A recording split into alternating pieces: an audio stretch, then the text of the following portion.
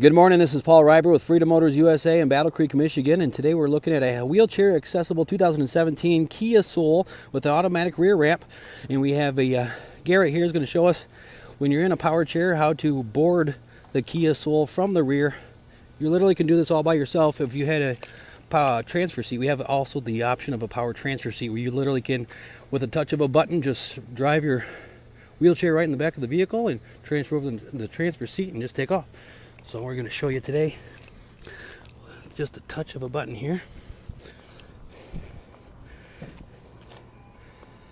Now this is a 2017, only has 5,000 miles. We have a whole row of Kia Souls in stock, a huge selection, all different colors. As you see here, super simple, just a touch of a button. Super easy to board these Kia Souls. And as you see here, there's plenty of room, so if you position your wheelchair in the right spot, you have plenty of room for the power transfer seat from the driver's side. So you can just transfer right from your wheelchair into the power transfer seat and then close her up and take off.